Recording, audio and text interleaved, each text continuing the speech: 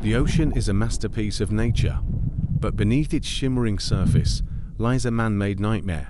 Every year, thousands of miles of industrial fishing nets are discarded or lost in the deep, becoming what scientists call ghost nets. These aren't just trash, they are invisible, indestructible traps. To a whale, a discarded net is a silent killer.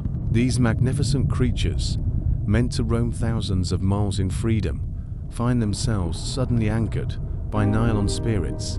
The mesh cuts into their skin, causing deep infections, and restricts their movement until they can no longer reach the surface to breathe. It is a tragic irony. The very tools we use to feed ourselves are now starving the giants of the sea. This isn't just an accident. It is the direct result of human negligence and a lack of environmental consciousness.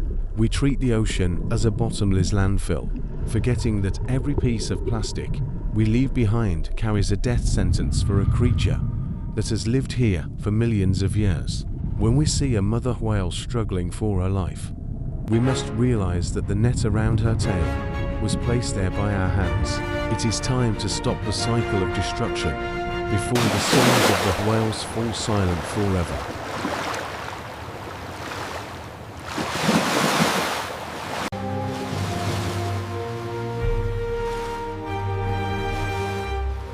Scientists often debate the depth of animal intelligence, but what you are witnessing right here settles that argument forever. This isn't simply a lost baby whale wandering dangerously close to a busy, noisy dock by accident. This is a calculated, desperate act of absolute love. Watch closely how the calf refuses to retreat to safety. He's slapping his tail frantically and making direct eye contact with the humans above. In the wild, approaching us is a huge risk, but this little one had no choice. Just miles away, his mother is entangled in a suffocating ghost net, fighting for her final breaths. He instinctively knew he couldn't save her alone, so he came to find us. This is the heart-pounding story of a son who refused to let his mother die.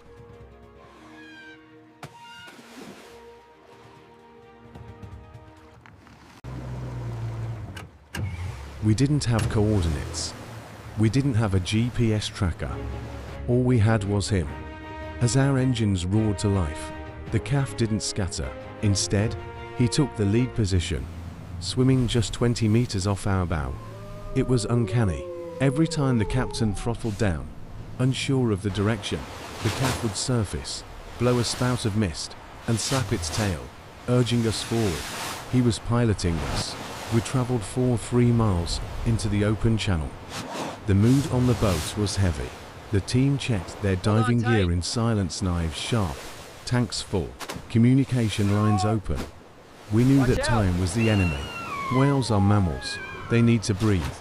If the mother was trapped deep underwater, she could drown.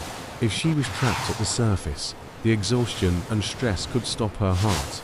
The ocean seemed endless, a vast blue desert, but our little guy never wavered. He knew exactly where he was going.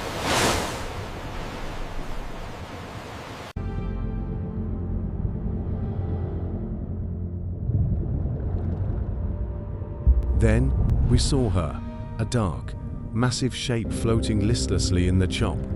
She wasn't moving. For a terrifying moment, we thought we were too late. As we cut the engines and drifted closer, the reality of the situation hit us like a physical blow.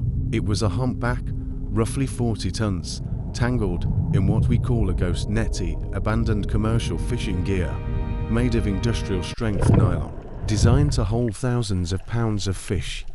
But it wasn't just catching fish today. It had wrapped around her entire body.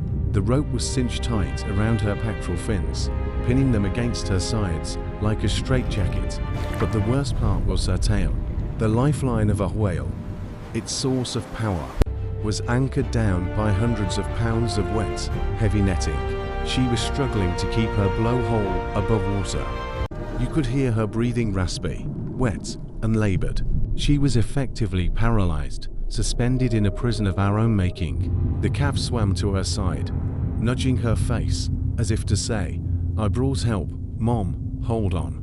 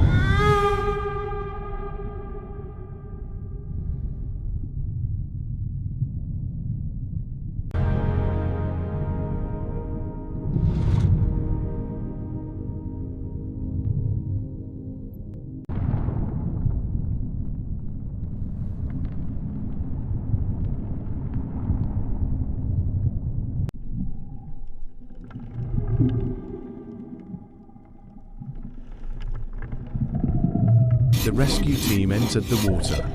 This is the most dangerous moment. A frightened whale is unpredictable. Even with her restricted movement, a single thrash of her tail carries enough force to break human bones or knock a diver unconscious. We had to approach with absolute caution. We started at the head. The nylon was dug deep into her blubber, hidden under folds of swollen skin. It took meticulous work. One slip of the knife could sever a major artery or cause her to panic.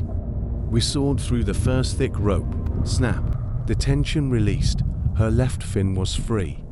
She flinched, but didn't run. She waited.